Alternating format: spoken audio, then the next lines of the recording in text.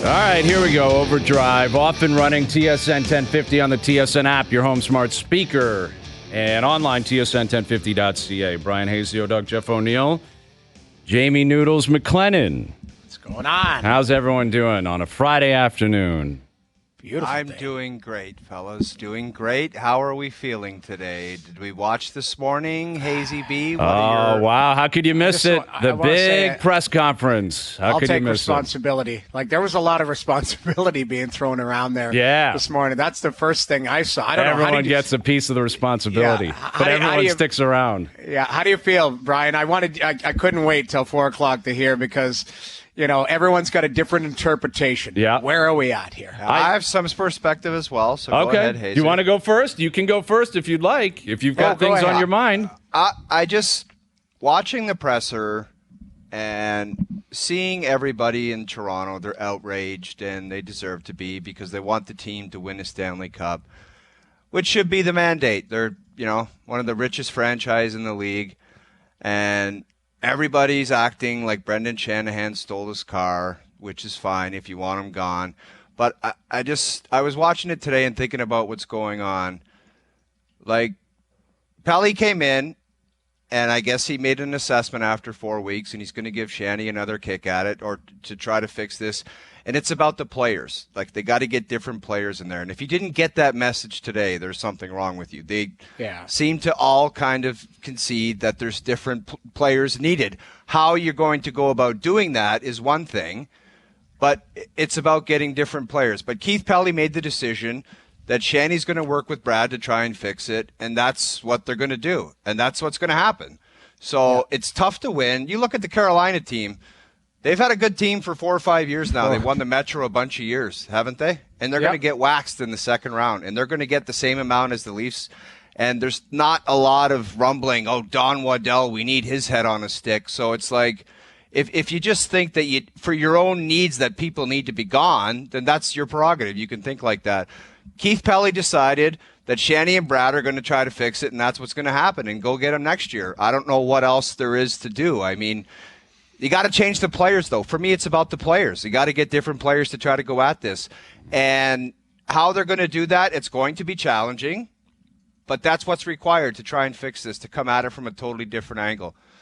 Because there's some good teams that just can't get over the hump. Dallas has been great for a couple years. They don't win. Carolina, they don't win. So if you want to have tunnel vision and just say, we're the only franchise that's getting screwed here, and it has been a long time, that's just your prerogative. I think there's a part of me that's kind of tired of this. Like, it's year after year, we got to do this, and it's a little bit fatigued trying to break down the losses and who says what and who's got to get fired and this and that. But that's just the way I kind of looked at it today. Yeah, and I think that's what they're banking on, is that they made a coaching change, and then it's a long summer, and people are going to just accept it and come back in the fall, and that's I don't think anybody's accepting it. I think that's exactly what they're planning on, because you referenced a couple of teams.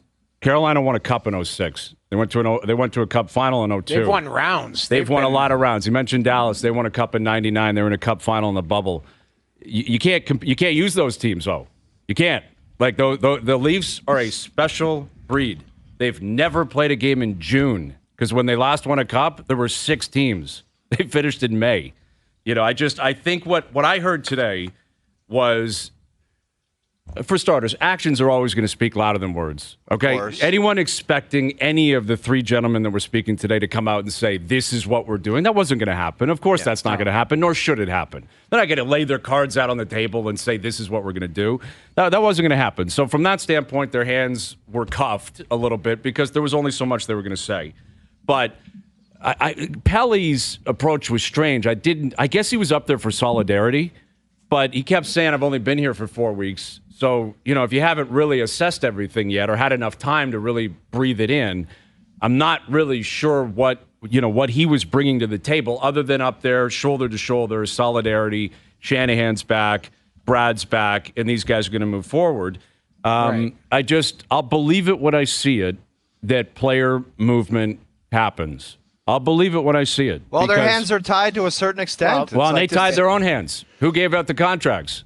These guys did. Like Shanahan did, not Tree Living. But, Mitch Marner And you mentioned Carolina. Sebastian Aho just signed like 6 months ago for like $9 million or whatever it was. Mitch is still making $2 million more than him. And guess what he's going to make on his next deal if he stays here? Even more than that. So, yes, their hands are tied, but they tied their own hands. They tied their hands. The team tied their own hands, and they're in a position now where I guess they'll try to make changes. I don't dispute that they look at this team. They're not stupid guys. They obviously look at it and know it's not going to work or it can't work. But I don't know how they're going to do it. And I didn't walk out of that saying it's definitely going to happen. I walked out of it more saying they made a coaching change. They're hoping that's enough fresh meat for people, and they're hoping the mob will just disappear over the summer and show back up in September. And you know what? I don't even blame them for that assessment because that's been the way it's always been. They're right. If Mitch Marner's out there opening night, and Tavares and Riley and Matthews and Nylander, you think there'll be 5,000 people in the building? No. It'll be a packed house. And they know it. So, and the scary part, Brian, is they'll win 6-5, and every one of those guys you mentioned will get 3 points, and everyone will be like, "Hey, this could be the year." Like that's the only part they know that's exactly what can and will happen. But I will say this: this is what I got out of it. Is they kept saying everything's on the table. What does that mean, though, Noodles? Well, to me, cryptically, I think what it left us open for interpretation. My interpretation is that this core, and I think we're not stupid and they're not stupid. They're smart people. I think we're interpreting as that group is not coming back the way that it was built. That's what I got out of it. Now, again, Brian, I agree with you. Until something happens, I'll believe it when I see it. Believe it when you see it. But this is the first time. Now, Kyle Dubas alluded to it last year, and then all of a sudden 2 days later, he's moving on to Pittsburgh. I think this is the year where they go, everything is on the table. Tree's a very active manager. It's well known in the GM circles. Tree's not the guy making the final call on a major move. Well, Noodles, you're right. You know that. I know that. Oh, you know that. It's not Tree that gets to call guys, if Mitch Marner's not going to be around anymore. We've already prefaced it numerous times in this beginning of the show. You could have big ambitions as far as player movement. They control the cards. Yes, they absolutely do. The players are like, we've seen it before where it's like, hey, we're thinking about something. No, you're not. You're not doing that. So you can have all the ideas you want. Their hands are tied to a certain extent. So that's what they got in front of them. Well, you're right. The hands are tied. But this is, as we've seen in past years, it's probably one of the most creative group you've ever seen. Like Robida Island was created by this group. Mm-hmm. You know, they have nothing but financial resources. They will, Matt Murray was all of a sudden disappeared and then was practicing. Like you see things happen that don't happen in other organizations here because of how much flexibility they have, how much might they have behind them financially. So I will today take them for face value, but until something happens, then you have to, you believe it. But I did believe today that change is coming. I don't know what that looks like. Well, go ahead. That's what I'm saying. Like the coach went, we all knew the coach was going. Yeah, exactly. But for me, what is the next big significant move? That's what draws everything me you referenced was periphery stuff. Matt Murray disappearing, Robida Island, literally Stefan Robida. That doesn't count, right? Like literally. But my point is, hey, we're moving off David Kampf. Okay. Like, let's be clear what people are talking about. The core. 5 players. That's it. Matthews, Marner, Nylander, Tavares, Riley. 4 of them have been here for 8 years. They've won 1 round. The other guy's been here for 6. Like, that's pretty crazy. And that's what we're talking. I don't care if they don't re-sign Bertuzzi or they decide we're going to move off this guy or, hey, we got this guy to take a discount. Awesome. It's all irrelevant if the 5 guys are there day 1 of training camp. That's the question. And and again, they weren't going to answer that today. And I don't know how they really analyze stuff and they've evaluated stuff. And I don't know what a market's going to look like. I don't know how uncomfortable they're willing to make things. But ultimately, that's what it comes down to. Yep. Is how uncomfortable are you willing to make it? Because, these players, they do hold a lot of control. But if you really want to change, Again, I keep saying this, and it sickens me to say it because I'm born and raised in Toronto, and this team's been around for 100 years. What would Vegas do? What would Vegas do? Vegas would go up to the guy that they thought they didn't want anymore, and they'd say, you're leaving. This is what's happening. So you tell us how it's going to work. Do they have the stomach to do that if they feel they have to? And again, I'm not convinced they feel like they have to or that they will or they can't. I don't know. Oh, come on, dude. Everybody knows you have to move away. I from knew some that of these. 3 years ago, dude. So did you. We had the same conversations a year ago. Got to change it. Didn't change a thing. Now the coach has changed. I don't know. I'm not convinced it's going to be more than that. Then, hey, well, there's a new voice here. It's a new coach. And so what you're saying, Brian, and if we did like a mini Gerry's right now, you're saying on the 5 players that you've laid out that have been here for 6 to 8 years, you're I'm closer to 0%, but you're like a 12% that they're not coming back. After today, I'd say 25% that it gets broken up. And broken up is just one player. I guess correct? one player, yeah. Okay. I'm higher than that.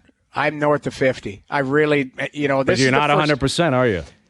You're not 100%. I'm not 100%. You know why? Exactly. Because of control. I rest my case. Yeah. Case dismissed. Case dismissed. But you know why I'm not? Because of contract controls. Yep. That's really what it is. But if you are going to figure out a way through this, it might be, addition by subtraction, but it might not be a player that we're thinking.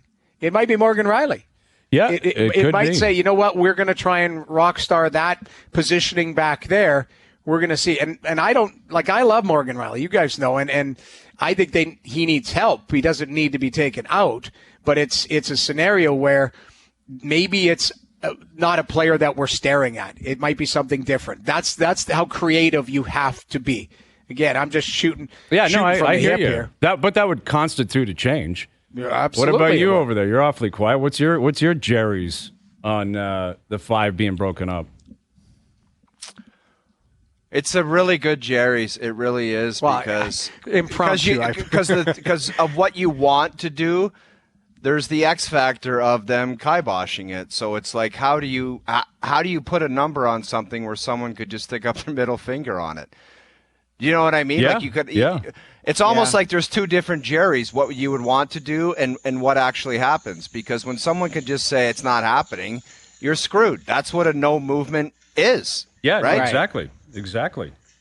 Yeah, I'm 50%. It happens. I'm 50. So you guys you just didn't say what I just said. 50. I came out and said north of 50 still does not. You guys are all over me. So You're like, there's going to be 78%. change, and none of you are going to say 100%. Well, I'm not saying 100 just because of cost control and I'll do it. I'll say 100. 78%. I'll say 100. Thank you. I'll say Someone's 100. got to, because you guys are calling me crazy. Meanwhile, I'm just calling it what it is. Hey, we're not crazy, Brian. I just think at the end of the day, like, they're going to try to fix it, and then, and I hope they do. And listen, I think my point is that's all there really is. Like, that's all there really is in sports. Has it been torturous in this city for the Toronto Maple Leafs?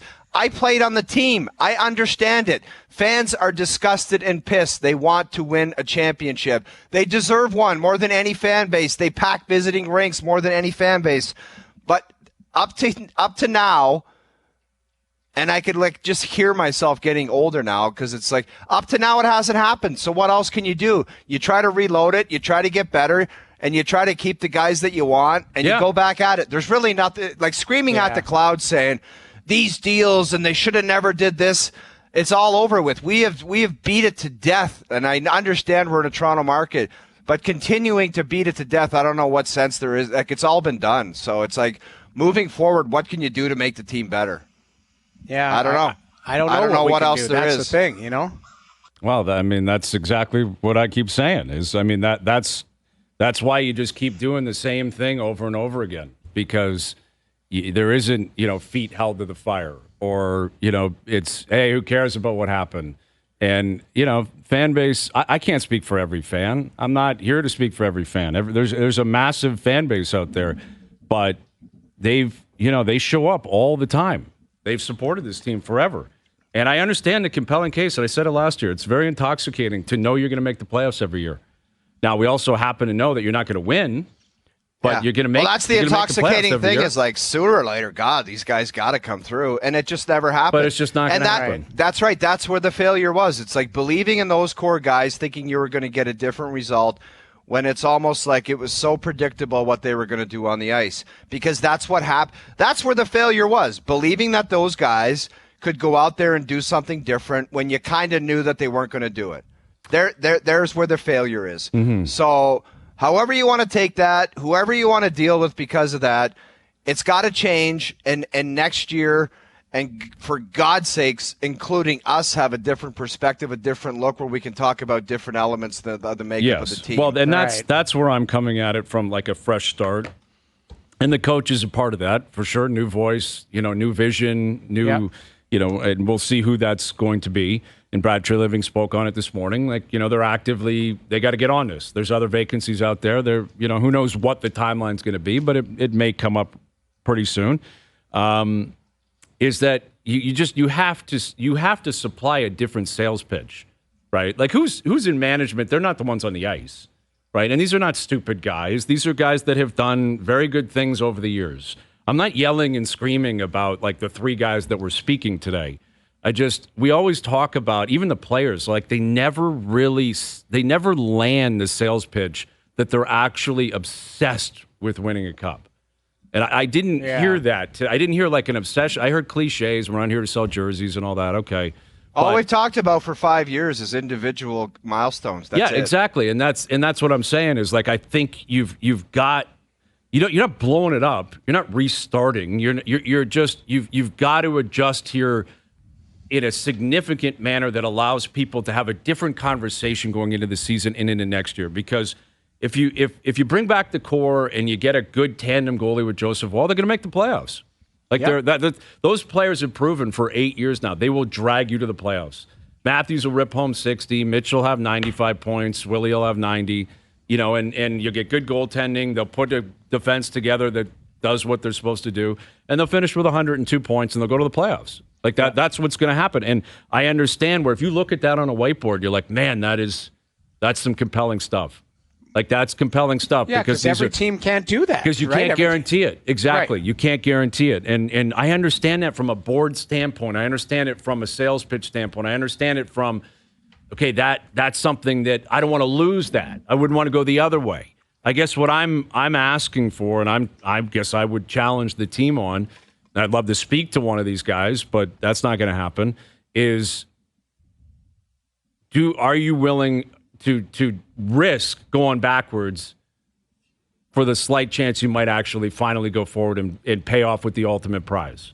What does going backwards look like to you? Well, it might mean making the wrong deals and getting rid of players, and then you finish with 89 points next year. It might be. It might be a scenario where you trade a couple of these guys and you bring in pieces and there's injuries and you miss. And then what will happen? You'll sit there and say, well, if we just kept those guys, we would have gone back to the playoffs. That's worth the risk to me. But that's what I'm saying is take the risk because you might go backwards. Maybe there's a 90% chance you go backwards. Not a chance in hell. If there's a 10% you go forward and you win, you have to do it. It's imperative you do it. What you're saying is what they've been doing, and this is no secret, we've watched it the last 8 years, is doing the exact same thing. You have to do something different. So that is the question that needs to be answered. What is going to be different about next year's team? Brad Treliving, you could tell early on, he tried to put his stamp on the team. He came out and said, I wanted to add a little snot to this team. He did. He flat out did. Domi, Bertuzzi, Reeves. Klingberg didn't work out. The guy was injured 5 seconds into his career as a Leaf, unfortunately. But he tried to shape a little bit more around that group. What you're saying, Brian, is figure out in that group who has to go.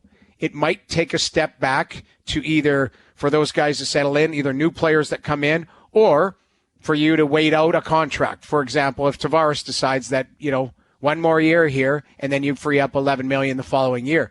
But something's got to change. Like they have actually, if you look at it statistically, they went from 115 to 111. Now, what was it this year? 104? Like they've been creeping down a little bit because Atlantic is getting stronger. You've got to find a way to bust through. and it's clear that these 5 guys haven't been able to bust through, so you got to do something with it. Yep. We'll see what happens. You're not believing it. That's what it is. I want to believe it, Noodles. I just, like I said, I'll believe it when I see it. Yeah. Like what else do you want out of me? Like, why would I come here and shake the pom-poms and be like, yeah, these guys are definitely going to do everything? Why would I do that? I don't know why anyone else would. Our only option is just to react on what we got. Yeah, exactly. In the future. They make changes. We'll show discuss goes on it. with or without them. That's Absolutely. it. And this officially, the exit to the funeral home is on the left, and that concludes the week-long funeral. No, it's not over yet. We got 2.5 hours left. We got Well, Jonas coming up. What do you think Jonas thought of it? He actually asked a very pointed question at the end. We'll play it. We'll hear what Shanahan had to say on it. We'll see if Jonas got the answer he was looking for. Yeah, I thought some of the questions that were asked were pretty good. Like it just the Leafs are one thing. They win press conferences. Like they've always done that. Sorry, I was wrong, boys. Grab a coffee and a muffin and a dart and come back in, and there'll be more talk. And Lots what of were you talk, expecting? 3 hours. Positive. Throw us some positives. We never got to Positive Wednesday. You're in a positive frame of mind, dude. I'm not positive, Hayes. All I'm saying is, this all comes about you.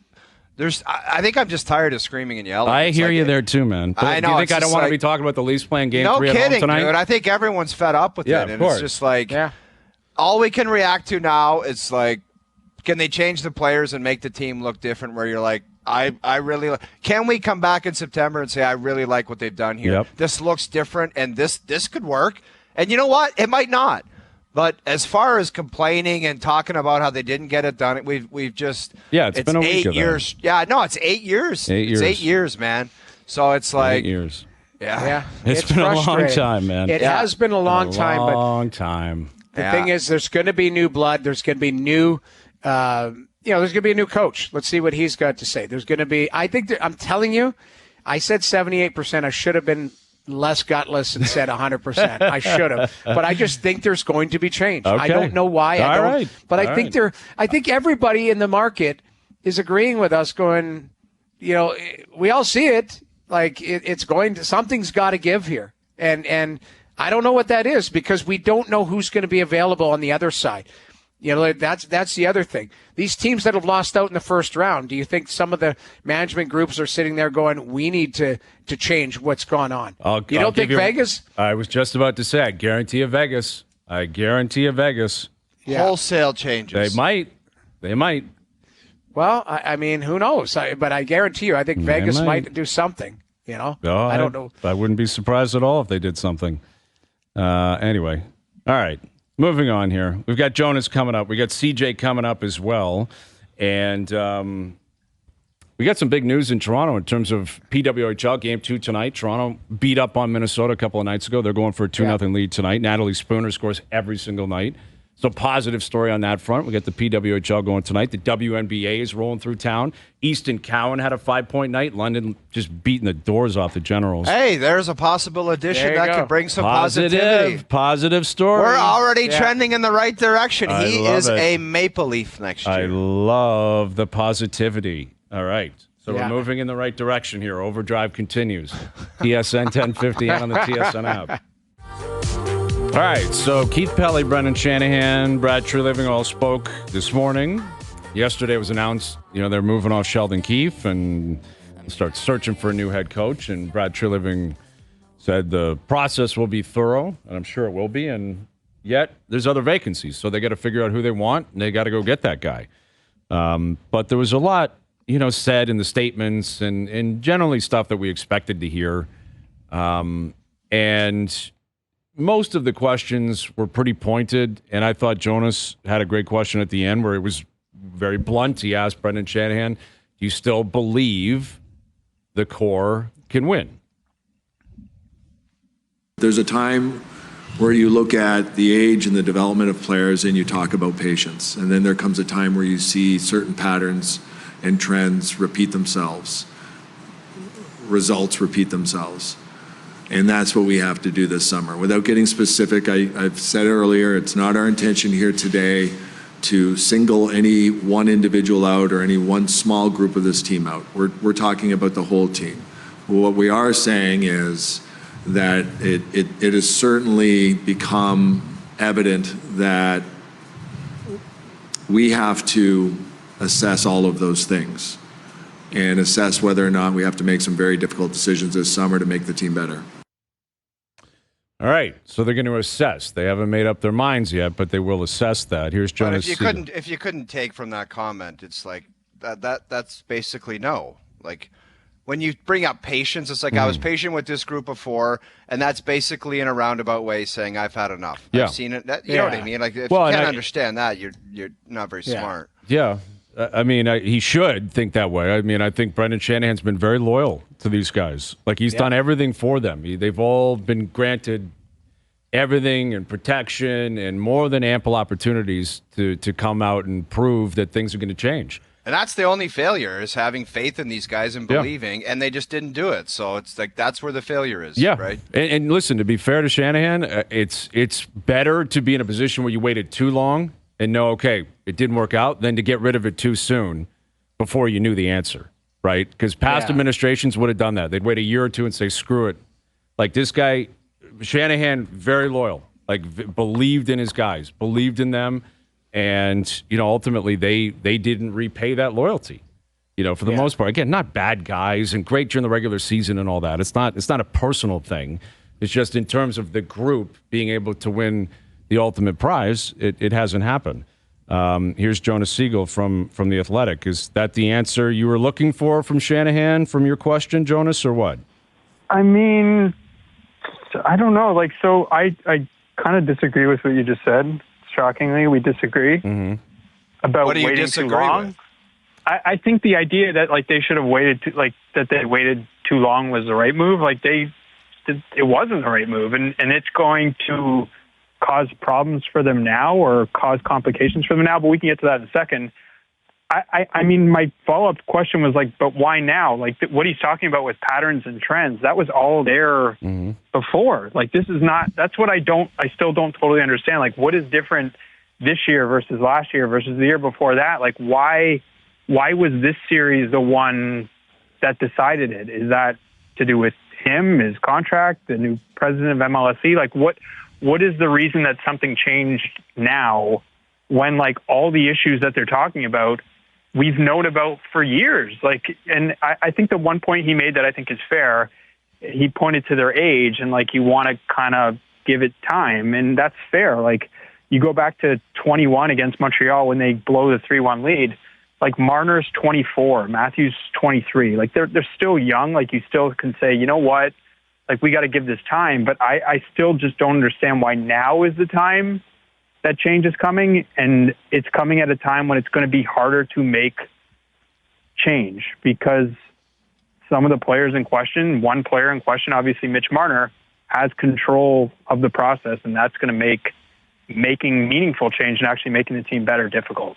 Jonas, what's your Gerry's percentages on we just had a mini one, which is always fun and exciting, but what's your Gerry's percentage on it actually looking significantly different next year as opposed to what just finished up in Boston in Game 7?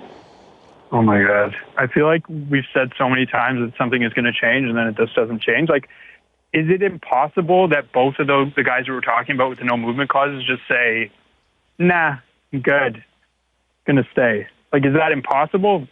No, right? It's not. It's likely. Why any player would want to do that, I don't know, John. I don't Jonas, know. But they could do it. They could do it. They could do it. So what percentage would I give that it's going to be changed next year? I mean, I guess what are we talking about? What is the change? They're going to have a different head coach. I would think, this didn't come up today, but I would think they changed the captaincy. I don't know how much that really matters, but I don't know, 60%. Because the one thing we talk about Tavares and he's different from Marner. He's at a different stage in his career. He's got a young family. It felt all year. I felt this from the start. It just felt different with him. He didn't feel. It felt to me he was kind of over everything. And I can understand why. It's not easy to play here. It's not easy to play here when you're from here. But the entire season, it felt he was kind of done with it. And so I wouldn't be surprised if now he looks around and says, I have 1 year left on my contract. If I can go somewhere else, get an extension, quieter place, maybe I'll just do that. Yeah, I mean, That's interesting. What about Mitch? Did you have the same vibe from Mitch or just John? No. So I meant that Mitch. I didn't mean that with John. Like, you're saying Marner had that vibe that he was over. Yeah. Oh, okay. Yeah. You're saying Tavares. I thought you were talking about JT. No. Oh, so you're saying like Marner gave you off a vibe all year, like I've had enough, and thank you very much. I felt that, like, if you go back and watch his press conference at the end of last season, it kind of felt like that. Like, it's been a lot. Like, there's been a lot of stuff with him, not like a lot of it nothing to do with him, but just a lot of noise and like this is not. I mean, people say this all the time. This is not for everyone. Like, it's not easy to play here. It's not easy. Like, there are great parts of being a Leaf. Like, Jeff knows that better than any of us. But, like, there's a lot of other stuff that's not great. And some guys just might do better where there's less noise, less attention, less scrutiny. And it just felt like that to me the entire season, really. That is a lot of that stuff you just mentioned, Jonas. It can be not great when you make your demands to be paid at that level and you do squat. That's different from guys making $2.5 million playing for the Leafs. When you're like, we're going to bring the heat and we want all this money and all this nonsense. Not nonsense, but they made the demands to make it look like we're going to pay this back and we're going to be the real deal. That makes things more difficult as opposed to just being a Toronto Maple Leaf on the day-to-day basis. I will say that. Well, and I would add, like, to me, that's when it all felt like it started to change, like, where just the way he was covered, the way people seemed to feel about him, like, just seemed to change with that contract. Remember how I don't know what the word is, like, contentious the talks were that summer? And then it was like I think we at The Athletic had a report, like, that he asked for, I think it was like $11 million a year or something like that, or an 8-year contract. I don't remember what the details were, but it got, like, a little contentious. And then you had people saying, like, you want that much? And then he missed the start of camp. And then, like, you know, there was the comparison to, like, what Matthew was getting. And, like, he wanted reportedly, and, like, my intelligence would tell me that, like, they were looking for a contract that was close to what Matthew's got. And it was like, well, you're different players. And, like, then he ends up getting the contract and everyone, you know, has this reaction to it. And it just kind of soured from there. And, like, I wonder if that had been handled differently. Yeah, it could have been handled differently, Jonas. They could have said, as soon as those demands were made, it would have said, you're out of here and you're going to go play in Columbus next year and we're getting 2 different players. That's how it could have been different, bud. I mean, that's true, but they also could have, I still don't know this. Like, they could have signed him way earlier than they did. Like, I never understood, like, obviously they had Kyle Dubas just taking over as general manager, but I still never understood why he waited, why they didn't jump on those extensions with Matthews and Marner. And, like, if you jump on those extensions sooner, like, it plays out way differently. Like, Marner might have signed, like, 8x8. Mm-hmm. Like, that might have been the contract. And then everyone is looking at the contract differently. Yep. He's not under the same scrutiny, and this whole thing maybe plays out differently. Like, maybe it doesn't. Like, maybe the playoff stuff just happens no matter what. But maybe the stuff we're talking about, like the intangible stuff of playing in Toronto and all the negative stuff that comes with it, maybe none of that happens, and we're not talking about this. Well, Jonas, while we're on Marner, I mean, have you put thought to it? Because I've brought this up a few times. If he decides that he would waive, are you convinced? Like, that'd be still a tough trade, because you're probably going to lose that trade on paper, correct? Yep. Yeah.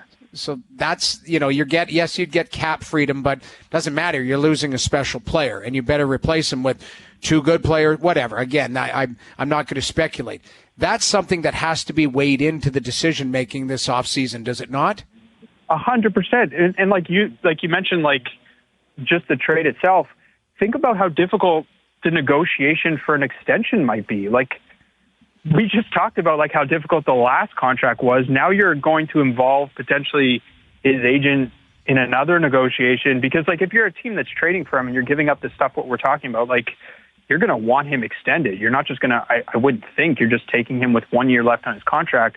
So then you add that layer. So now, like, you're limited to the pool of teams that A, want him potentially, B, that he wants to go to, and C, that, like, he can agree to an extension to, and then D, have the kind of stuff that you're talking about that you actually want. Like, it's, how many times do we see teams trade the best player and win the trade? Like, it's not often. Like, look back to Kachuk with Huberdeau and Weegar. Like, that's about as well as like you can do. And then the contract extensions with those players kind of backfired. So, yeah, it's going to be hard for them to win a trade like that and make the team better. Like, think of all the stuff that they have to do this summer. It's a long list. Yeah, it is. Yeah. And it obviously starts with getting a new coach. Do you have anyone in mind that you think would be a good fit up here that could handle the heat of Toronto? Because the coach, unlike the players can come and go. The players don't come out every day. The coach does. The coach he's got to speak every single day. I'm glad you mentioned that because I don't think that is brought up, and maybe just because like I am in it every day, it's a lot. Like, and so like we talk about Craig Berube as one candidate. Doing that stuff in St. Louis is like light years away from doing it here. Like every day here, it's like, what do you think about the fourth line? What do you think about your power play? What about then why do you like, guys do it every day, Jonas? Like, I don't think a coach people talks. Are interested. That's how it works. Those are the rules. Okay, and I just wondered. It's like, do you really need to drag the coach out on a Tuesday practice and you haven't played for 3 days and say, "Oh, are you contemplating mixing up the fourth line or no?" Well, remember when the Leafs used to send assistant coaches out and assistant GMs because they were like, we don't need to do this every day to the head coach. And then all of a sudden that changed. You know who changed that? Lou Lamoriello, of course. You got it. But then Lou hasn't been here for 5 years, so why does this still keep happening? I mean, they kept a lot of the stuff that Lou put in place. But, I mean, I don't know. Like, it's going to be hard to get that hire right. Like, it's not easy to get a coach right, especially for a market like this. And, like, I don't know. I wonder, like, I have to look into Berube's record a little bit more, but I just, like, the Stanley Cup can't be the only thing. Like, we've seen that before, and that's what I would say. Yeah. Well, they better get – here's the one thing I would say, guys. If you're bringing in a head coach, like the head coach isn't the whole package, because a lot of times with the head coach, there has to be tactical coaches around him, because some head coaches aren't X's and O's guys. They're motivators. They're, hard guys. Yes, they read the game. They're good with relationships.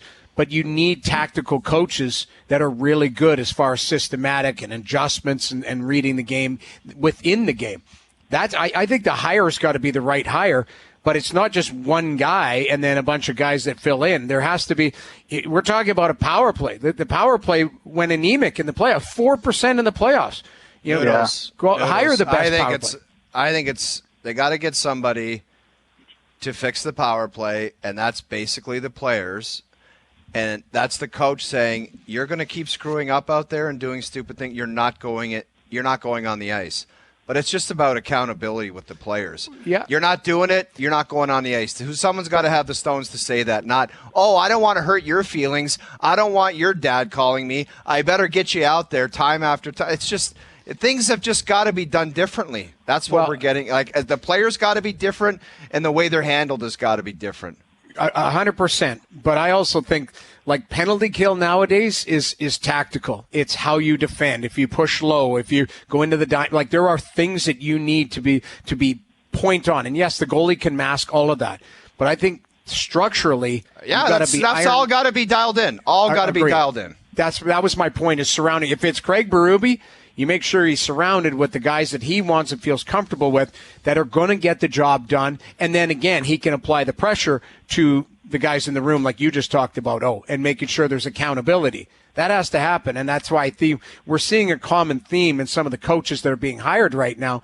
A lot of them are former players, the Rick Tocchet mold, Travis Green, guys who have accountability, but you need tacticians around them as well to help with the X's and O's if they're doing something else as far as working with a player. Well, you know what I would add, guys? Like, I wonder if you gave Sheldon Keefe True Serum and asked him if he remember all the stuff he was doing this year in terms of holding players accountable. I wonder if he regrets not doing that earlier. Yeah, I'm sure there's. Probably. I mean, I would guess regrets all around. But now he moves on and he takes whatever he's learned from this position. And I guess it looks like he might interview in New Jersey. I think Pierre LeBrun was reporting that, and he'll get another gig. He'll get another job, and we'll see what he took from this and applies it elsewhere. But, there's going to be a lot coming up here. There's going to be a lot of likely movement in terms of the coaching standpoint. And even if any of the core 4, core 5, whatever, don't move, there's still going to be turnover with this team. You got to figure out who's going to play a net. You got a lot of money coming up, draft lottery, all that kind of stuff. Who are they going to take in the first round, that kind of stuff. So we'll see, Jonas. They kept the first-round pick, Hayes, by the way. They did. Yep, they did. So next year it's top 10 protected, I think, right? Like next year they don't have their pick, but it's top 10 protected, I believe. For the Lafferty-McCabe deal. So that's another thing hanging over the team. Like if they may not have a first-round pick next year, which, again, could tie your hands a little bit in terms of what kind of trades you might want to move. No, you just trade the 2026 or whatever. Yeah. Or 2028. Punting it down the line. Just keep going. I hear you. All right, Jonas. Thank you for this. Later, guys. Jonas Siegel of The Athletic. Get the Oilers in action tonight. Draisaitl, game-time decision. What's up? What happened to him? That's not like. It can't be cramps if it's still a game time decision. That's for sure. My whole question about the whole thing is he did media this morning. He literally, I just watched it before it came on the show. He was interviewed this morning in a scrum and saying, they're like, what's wrong with you? It's like, I'm just going to leave it at, I'm a game time decision. I'm like, all right. Like, if you're doing media, like, you're playing. For me, like I agree. You're with playing, you. Yeah. but if you want to keep the games going, the mystique going, don't let. He didn't skate this morning; it was optional, and have him not in the media. Go, like have him non-visible, kind of like the Willie thing. All of a sudden, like this guy, like Hayes says, no, who cares? Like, Well, don't talk agree, to the but- media, don't talk, don't play. I It's just like thought if that you're was out weird. there, you're out there. It is. I think he's playing. I tonight. would guess he's playing. You're not doing media the morning that you're not playing, going, I'm a game time decision. We'll see how it goes tonight. Have a good day, guys. Yeah. Like that's weird. He's going to play tonight. He's going to play. But, and they need him because they got to get, like Vancouver, that place will be rocking tonight. And, rocking. It's not a must win for the Oilers. I think even if you go down 2-0, you can still come back and win this. But you're in a real bind if you lose it. Oh, you got to play better. Yes, of course. But they also got to win. Like, Well, it's you're not right. even about Like- playing great anymore. It's about actually winning. Like, obviously, ask Carolina, because I thought Carolina was unbelievable last night. Doesn't They did matter. everything but win the game. Yep, doesn't matter. Ridiculous. Shesterkin was so good early. Oh, my God. And that's the thing. So You run good. into that was a guarantee, I believe, a Chuck O'Neill guarantee that the Carolina Hurricanes would win last night. Oh, okay. I heard didn't that. know we were playing this game. Let's go back and go through some of your stupid comments that never came to fruition. I'll get the notes. tapes. I'll get Sure. the tapes. Go ahead, get the stenographer in here. Go ahead, Stenographer. get him. Get them Hey, going. I will say this. Did anyone win our competition last night? First goal challenge? Well, Joe from the Bridge might have, but there were Claims not that he did. I not the think he three of made it us. up. The game had already started by the time Joe. Like I think Gensel scored, and he was like Gensel. Yeah, I'll take All Gensel. right, Joe. Yeah, of course you are. Joe from the Bridge is a fraud. Yeah, and Dallas with a big win last night. That's another high-scoring game, though. High scoring last night. But there's another team. Like, that's tell you. ballsy win, man. Yeah, it is. Drop white game one at home against a great team. It's like Dallas showed some stones. Well, did you see Colorado was down 4 Cobb, and then all of a sudden it's 4-3, and they were applying pressure. Like Ottinger was unbelievable. He made some unbelievable saves yesterday. Like that was a really good hockey game. Like that, the speed on that game alone is insane. We'll get into it. Yeah, Colorado's so fast. And you got Boston, Florida, game 3 tonight. Yeah. Should be in Toronto. Should be here. I should be in a suit on my way down to the building tonight to prove that I'm not a curse. Prove that I'm not a curse. Wow. Now that's got to carry over to next year. All right. Hour 2 coming up. We got CJ still to come as well. OverDrive continues, TSN 1050 and on the TSN app. Just an FYI to the people that send us messages cursing us why we're not on television. We do not have the answer for that. I thought today would have been a day that we would have been on television. We're not. We don't control that, so please stop complaining about it. It's just, that's the way it is. Hey, listen, the show's always on radio. It's always streaming. You can always find our podcast. Yes. You can find us Yes. everywhere. Yes, the FanDuel Sportsbook app, We're everywhere. TSN app, People, and they're podcast. always, they We're out get there, a hate on for whatever sport's on that they don't like. They're like, come on with the tennis. And it's like, Yeah. sorry, man. I guess someone was throwing a water bottle at Djokovic today. You see that? Really? Yeah, someone's all A bent out. fan? Yeah, that's how I read it. Like Doogie had the clip. I don't know if do we have Really? it? Can we play it, Joe from the Bridge? Because they're over in Rome right now, and I don't know why people are hating on Djokovic. I have an idea why maybe they could be hating on him, but yeah, I guess he was walking off the court and someone just fired a water bottle at him right off his head. Yeah. Yeah. There's got to be a code of conduct for any stadium where any actions like that, fighting, throwing a water bottle, you're never allowed in a sporting event again. Yeah. And that'll clean it up. Like one incident like that, you're never allowed to go to any sporting event. I don't know how you red flag somebody like that, but that's the only way to stop it. Yeah, you can't have people throwing stuff at dude, fighting. Have you seen some of the drunk fight? Like, it's insane. It's insane, so man. It's got to be stopped. How do you how do you stop somebody from going in a building? Noodles, nowadays? I don't know. Maybe you could. Maybe you got. There's got to be a way, but there's got to be stiffer penalties for everything in life. But going and doing that at a sporting event, throwing a water bottle at a guy's dome like that, come on, man. Yeah, terrible. It's so stupid. It's so like, what are you doing? Like, what could Djokovic have done? You've never met Djokovic. Did you think you weren't going to get caught either? Like, yeah, I know.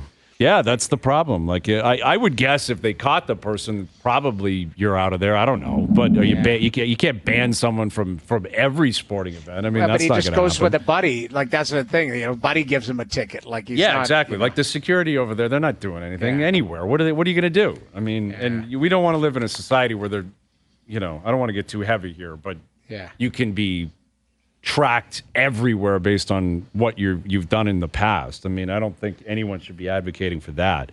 But still, you throw a water bottle like a dope and you get caught, kicked out, banned from that event for life. For sure, you're an idiot.